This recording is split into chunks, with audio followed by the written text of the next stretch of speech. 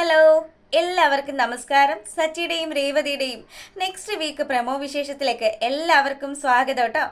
അങ്ങനെ നമ്മുടെ ചന്ദ്രമതി ശരത്തൊരു മോഷ്ടാവാണെന്നും അതുപോലെയുള്ള ഒരു കള്ള കുടുംബത്തിലേക്കാണ് തൻ്റെ മകൻ അങ്ങ് ചെന്ന് കയറിയതെന്നും തലനാരിഴക്കാടാ സുധി നീ രക്ഷപ്പെട്ടത് എന്നും ഒക്കെ പറഞ്ഞ് വലിയ ചന്ദ്രഹാസം മുഴക്കിക്കൊണ്ട് നിൽക്കുമ്പോഴത്തേക്കിനും നമ്മുടെ രേവതി ആണെങ്കിൽ എന്ത് ചെയ്യാനാ പാവം. ശരിക്കു പറഞ്ഞാൽ എല്ലാവരും പറയുന്ന വാക്കുകളൊക്കെ കേട്ട് തൻ്റെ അമ്മയെയും അച്ഛനെയും തൻ്റെ കൂടപ്പറപ്പിനെയും ഒക്കെ അപമാനിക്കുന്നതും ഒക്കെ കേട്ട് വളരെയധികം സങ്കടത്തിൽ ഇങ്ങനെ നിൽക്കുകയാണ്.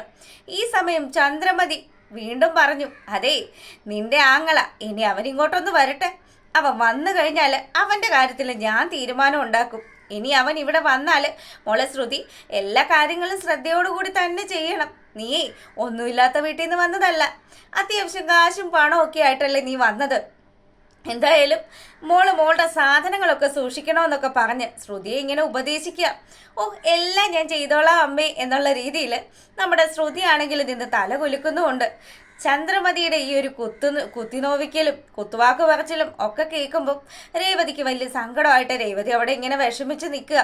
രവി ഒരുവിധം ഇടപെട്ടിട്ട് പറഞ്ഞു, എൻ്റെ ചന്ദ്രൻ നീ ഒന്ന് നിർത്ത്. എന്തായാലും ചെയ്തു പോയതും നടന്നു പോയതും ഒന്നും ഇനി മാറ്റാൻ പറ്റത്തില്ലല്ലോ. നിന്റെ മകൻ ഈ കാര്യങ്ങളൊക്കെ അറിഞ്ഞിട്ടാണ് ഇതിൽ നിന്നും പിന്മാറിയതെന്നാണ് നീ പറയുന്നതെങ്കിൽ അതിൽ എനിക്ക് വലിയ സത്യമായിട്ടൊന്നും തോന്നുന്നില്ല ചന്ദ്രൻ. അവൻ ഒരു പെരുങ്കള്ളനാണെന്ന് എൻ്റെ പൈസ മോഷിച്ചുകൊണ്ട് പോയ സമയത്തെ എനിക്ക് മനസ്സിലായി. ദേ അല്ലേലും നിങ്ങൾ ഇങ്ങനെ പറയുള്ളൂ. നിങ്ങൾക്ക് എൻ്റെ സുധിയെ ഇഷ്ടമല്ലല്ലോ. നിങ്ങൾക്ക് ആകെ മൊത്തം ഇഷ്ടമുള്ളത് ആരെയാ? ആ വെള്ളം അടിച്ച് വഴക്കുണ്ടാക്കി നടക്കുന്ന സച്ചിയെ മാത്രം. അതും പോരാഞ്ഞിട്ട് ദാ പ്രിയപ്പെട്ട മരുമോള് മുന്നിൽ നിൽക്കുകയല്ലേ, അവൾക്ക് വേണ്ടിയിട്ട് മാത്രമല്ലേ നിങ്ങൾ വാദിക്കുകയുള്ളൂ.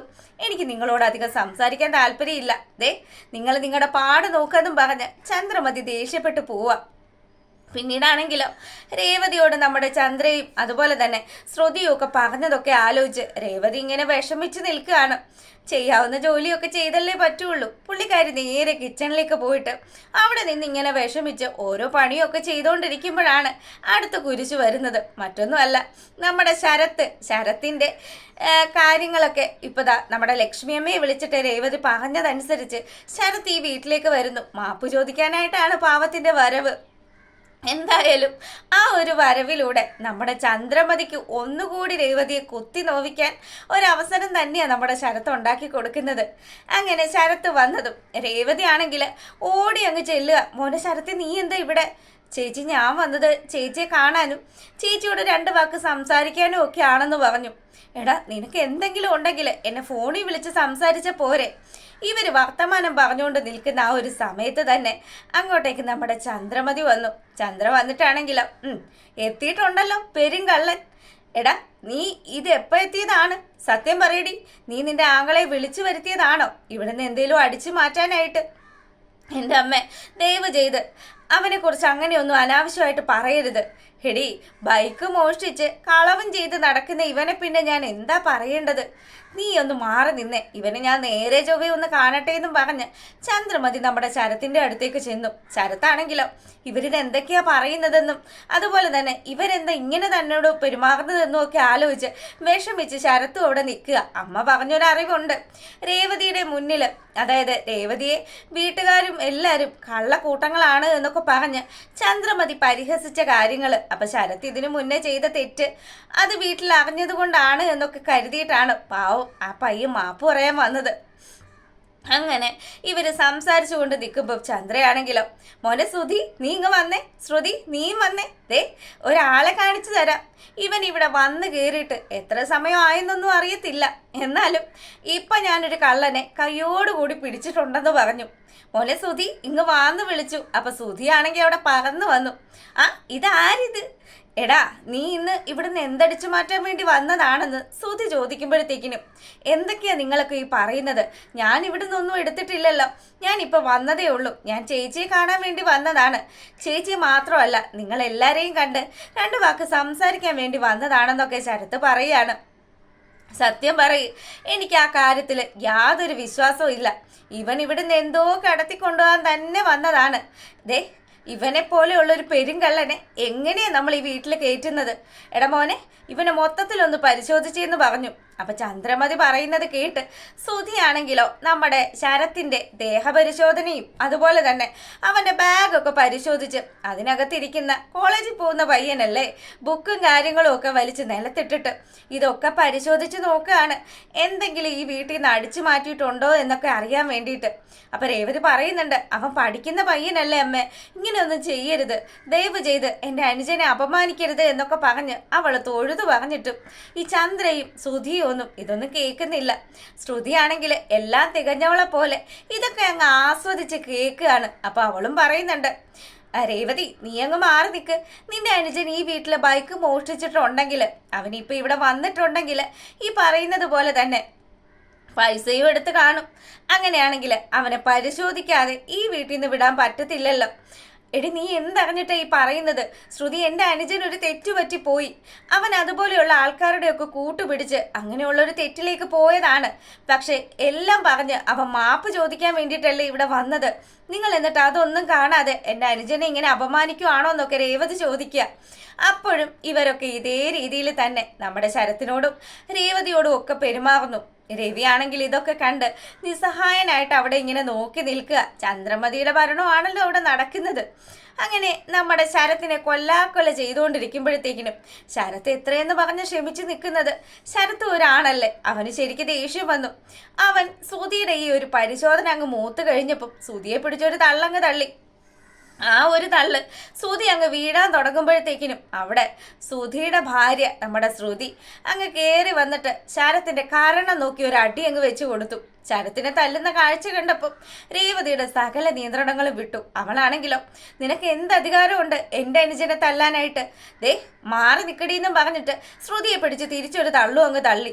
അപ്പം ഇവരെല്ലാവരും കൂടി ചേർന്ന് നമ്മുടെ ശരത്തിനെ അടിച്ച് വെളിയിലാക്കുന്ന സമയം ശരത്തിനെ പിടിച്ച് ശ്രുതി ഒരൊറ്റ തള്ളുന്നത് നമ്മുടെ സച്ചിയുടെ നേഹത്തേക്കാണ് ശരത്തി എന്ന് വീഴുന്നത്. അങ്ങനെ ഇവൻ എന്താ പറ്റിയത്, എടാ മോനെ ശരത്തെ നിനക്ക് എന്ത് പറ്റിയെന്നും ചോദിച്ചിട്ട് സച്ചിയാണെങ്കിലോ ശരത്തിനെ ഇങ്ങനെ എഴുന്നേൽപ്പിക്കുമ്പോഴത്തേക്കിനും, ഏട്ടാ എനിക്കൊരു തെറ്റുപറ്റിപ്പോയി, അതിന് ഞാൻ മാപ്പ് ചോദിക്കാൻ വേണ്ടി വന്നതാണ്, ഇവരെല്ലാവരും കൂടി എന്നെ ഒരു കുറ്റവാളിയെ പോലെ പെരുമാറി എന്നൊക്കെ പറഞ്ഞു ആ പയ്യൻ അവൻ്റെ മനസ്സിലുള്ള സങ്കടങ്ങളൊക്കെ സച്ചിയുടെ അടുത്ത് പറയുക. ആ സമയത്താണെങ്കിലോ സച്ചിൻ അകത്തോട്ട് കയറി വന്നു. നിങ്ങളൊക്കെ ഇത് എന്താ കാണിക്കുന്നത്, നിങ്ങൾക്ക് അല്പമെങ്കിലും മനസാക്ഷി ഉണ്ടോ എന്നൊക്കെ ചോദിക്കുമ്പോൾ ചന്ദ്രമതി ഇങ്ങ് തുടങ്ങി, എടാ മോനെ നിന്റെ ബൈക്ക് മോഷ്ടിച്ചത് ഈ പെരുങ്കള്ളനാണ്, എന്നിട്ട് അവനെ അവളുടെ പെങ്ങള് വിളിച്ചു വരുത്തിയിരിക്കുക ഈ വീട്ടിലുള്ള സാധനമൊക്കെ കൊടുത്തു വിടാൻ വേണ്ടിയിട്ട്. ദേ ഇവിടെ ഇതുപോലെയുള്ള ആൾക്കാരെ ഒന്നും കയറ്റില്ല എന്നും പറഞ്ഞ് ചന്ദ്രമതി ബഹളം വെക്കുമ്പോഴത്തേക്കിനും സച്ചി പറഞ്ഞു, എന്തിനാ നിങ്ങൾ ഇങ്ങനെ ബഹളം ഉണ്ടാക്കുന്നത്, ഇവൻ ഇവിടെ വന്നിട്ട് നിങ്ങളുടേതായ എന്തേലും സാധനം മോഷ്ടിച്ചോ? ഇവൻ ഇവിടെ വന്നിട്ട് എന്തെങ്കിലും എടുത്തോ ഇല്ലയോ എന്നൊക്കെ അറിയാൻ വേണ്ടിയിട്ട് ഇവിടെ പരിശോധിച്ചതാ. ആ സമയത്ത് ശ്രുതിയെ പിടിച്ച് ഇവൻ തല്ലിയിരിക്കുന്നു. അന്നേരം ശ്രുതി പിടിച്ചൊരടിയും കൊടുത്തു. ഡി നിനക്കെന്ത് അവകാശമുണ്ട്, ഇവനെ എൻ്റെ അളിയനാണ്, എൻ്റെ അനുജനാണ്, അവനെ തല്ലേണ്ട കാര്യമൊന്നും നിനക്കില്ല എന്ന് പറഞ്ഞിട്ട് സച്ചി അങ്ങ് ചെല്ലുകയാണ് നമ്മുടെ ശ്രുതിയുടെ നേരെ.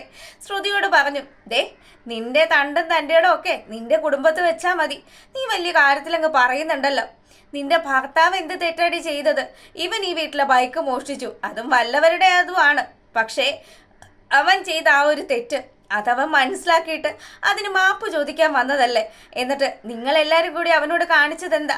ദേ ഒരു കാര്യം ഞാൻ പറഞ്ഞേക്കാം, നിന്റെ ഭർത്താവ് ഈ വീട്ടിൽ അച്ഛൻ 40-40 കൊല്ലം കഷ്ടപ്പെട്ട് സമ്പാദിച്ച പൈസയുമായിട്ടല്ലേ മുങ്ങിയത്, ഒരു കുടുംബത്തെ മുഴുവനും കണ്ണീരിലാഴ്ത്തിയിട്ട്, എന്നിട്ട് അങ്ങനെയൊക്കെ ചെയ്തിട്ട് കടന്നു കളഞ്ഞ നിന്റെ കെട്ടിയോ നിനക്ക് പുണ്യവാളനും ഈ പാവം പയ്യൻ നിനക്ക് തെറ്റുകാരനുമാണല്ലേ. അവനെ ഇനിയെങ്ങാനും ആരെങ്കിലും വാക്കുകൊണ്ടോ നോക്കുകൊണ്ടോ ഒക്കെ വേദനിപ്പിച്ചു കഴിഞ്ഞാൽ ഈ സച്ചി ക്ഷമിക്കില്ല എന്നൊക്കെ പറഞ്ഞ് സച്ചി അങ്ങ് നല്ല മാസ് ഡയലോഗ് അടിക്കുന്ന സമയത്ത് രേവതിക്ക് ഒരു ആശ്വാസമായി. ഇത്രയും സമയവും കരഞ്ഞു വിളിച്ചിരുന്നു കൊണ്ടിരുന്ന നമ്മുടെ രേവതി ആണെങ്കിലോ പതിയെ ശബ്ദം ഉയർത്തിക്കൊണ്ട് നമ്മുടെ ശ്രുതിയുടെ അടുത്തേക്ക് ചെന്നിട്ട് പറഞ്ഞു, അതെ നിന്റെ ഭർത്താവ് എൻ്റെ ശരത്തിൻ്റെ കോളറിന് പിടിച്ച് തള്ളിയത് കൊണ്ടല്ലേ അവന് തിരിച്ച് അദ്ദേഹത്തെ തള്ളേണ്ടി വന്നത്, അങ്ങനെ അവൻ അടി കിട്ടിയിട്ടുണ്ടെങ്കിൽ കണക്കായി പോയിടിയെന്ന് തിരിച്ച് നമ്മുടെ ശ്രുതി പറയുകയാണ്. ഇനിയിപ്പം അധികം ഒന്നും ആരും സംസാരിക്കേണ്ട, ഇപ്പൊ സച്ചേട്ടൻ പറഞ്ഞത് കേട്ടല്ലോ ആരാണ് ഏറ്റവും വലിയ ക്രിമിനൽ എന്ന്, ഇനി നിങ്ങൾ ആ രീതിയിൽ തന്നെ മനസ്സിലാക്കി നിന്നാ മതിയെന്നും പറഞ്ഞ് രേവതി അകത്തോട്ട് പോവുക. അപ്പം നമ്മുടെ രവി വന്നിട്ട് പറഞ്ഞു, സച്ചി എന്നോട് എല്ലാ സത്യങ്ങളും പറഞ്ഞായിരുന്നു, അതുകൊണ്ട് തന്നെയാ നിന്റെ ഈ ആട്ടം ഇവിടം വരെ പോകുമെന്ന് അറിയാൻ വേണ്ടി തന്നെയാ ചന്ദ്രേ ഞാൻ നോക്കി നിന്നത്. ചന്ദ്രേ, ഇതിനൊക്കെ ഒരു അഗതി ഉണ്ടാവും. നീ എപ്പോഴും ഈ തലയിലെടുത്ത് വെച്ചുകൊണ്ട് നടക്കുന്ന നിന്റെ ഈ മകനുണ്ടല്ലോ സുധി, അവൻ എന്നെങ്കിലും നിന്റെ തലക്കെട്ട് 2 കൊട്ടും തന്ന് നിന്നെയും പറ്റിച്ച് ഇവിടുന്ന് പോയിക്കളയും. അപ്പൊ നിനക്ക് മനസ്സിലാകുമെന്നും പറഞ്ഞ് ചന്ദ്രമതിയോട് ദേഷ്യപ്പെട്ട് സംസാരിക്കുക രവി. അങ്ങനെ ഇവിടെ ഈ കാര്യങ്ങളൊക്കെ നടക്കുമ്പോഴാണെങ്കിലോ നമ്മളെ കാണിക്കുന്നത് നമ്മുടെ വർഷയുടെ അച്ഛനെയും അമ്മയും ഒക്കെയാണ്. രണ്ടുപേരും കൂടി വർഷയ്ക്ക് വേണ്ടിയിട്ട് മറ്റൊരു കല്യാണം ആലോചിക്കാനുള്ള ചില പരിപാടികളൊക്കെ ചെയ്യുക. ഇനിയും തൻ്റെ മകളെ ഇങ്ങനെ അഴിച്ചു വിട്ടു കഴിഞ്ഞാൽ മകൾ മിക്കവാറും രവിയുടെ വീട്ടിൽ പോയി താമസമാക്കുമെന്ന് മനസ്സിലാക്കിക്കൊണ്ട് തന്നെ ഇവൾ അറിയാതെ തന്നെ ഇവളുടെ കല്യാണ കാര്യങ്ങളൊക്കെ മൂവ് ചെയ്യുമ്പോഴത്തേക്കിനും നമ്മുടെ വർഷയുടെ അടുത്ത് അമ്മ വന്നിട്ട് പറഞ്ഞു, മോളെ ഈ സാരി ഇത് നീ ഉടുക്കണം, നമുക്കിന്നൊരു ഫംഗ്ഷൻ ഉണ്ട്. നിനക്കറിയാലോ നിന്റെ അച്ഛൻ്റെ ഏറ്റവും പ്രിയപ്പെട്ട സുഹൃത്ത് അവരുടെ വീട്ടിലുള്ളൊരു ഫംഗ്ഷനാ, നമുക്ക് എന്തായാലും അവിടെ പോകണം. പിന്നെ മോളെ ട്രഡീഷണൽ ലുക്കിലൊക്കെ തന്നെ നീ ഒരുങ്ങണമെന്നൊക്കെ പറഞ്ഞു. അങ്ങനെ അമ്മ പറഞ്ഞതൊക്കെ കേട്ട് ഒരുവിധം നമ്മുടെ വർഷ ഒരുങ്ങി കെട്ടി വരികയാണ്. അപ്പം അവളിങ്ങനെ ഒരുങ്ങി, അവൾ ശരിക്കും അറിയുന്നില്ല ഇത് തന്നെ എൻഗേജ്മെൻറ്റിനുള്ള പരിപാടിയൊക്കെ ആണെന്ന്. അങ്ങനെ ഒരുങ്ങി അവൾ അച്ഛൻ്റെയും അമ്മയുടെയും ഒപ്പം ആ അച്ഛൻ്റെ സുഹൃത്തിൻ്റെ വീട്ടിലേക്ക് പോകുന്നത് കാണിക്കുകയാണ്. എന്തായാലും നമ്മുടെ വർഷയെയും സുഹൃത്തിൻ്റെ മകളെയും തമ്മിൽ കല്യാണം കഴിപ്പിക്കാനുള്ള അച്ഛൻ്റെയും അമ്മയുടെയും ആ കുതന്ത്രം അത് ഫലിക്കോ ഇല്ലയോ എന്നുള്ളത് വരുന്ന ആഴ്ചയിൽ നമുക്ക് കാണാവുന്നതാണ്. നിങ്ങൾക്ക് ഇഷ്ടപ്പെട്ടിട്ടുണ്ടെങ്കിൽ ലൈക്ക് ചെയ്യാനും കമൻറ്റ് ചെയ്യാനും ഒന്നും മറക്കരുത് കേട്ടോ. അങ്ങനെ നമ്മുടെ രേവതിയെ ചേർത്ത് നിർത്തി ആശ്വസിപ്പിക്കുന്ന സച്ചിയുടെ കവിളിൽ രേവതി ഒരു ചുംബനം നൽകുന്നതോടുകൂടിയാണ് ആ പ്രമോ വിശേഷം അവസാനിക്കുന്നത്. അപ്പോൾ ഓക്കെ, എല്ലാവർക്കും നല്ലൊരു സൺഡേ ഒക്കെ ആശംസിച്ചുകൊണ്ട് വീഡിയോ വൈൻഡപ്പ് ചെയ്യാണ്. താങ്ക്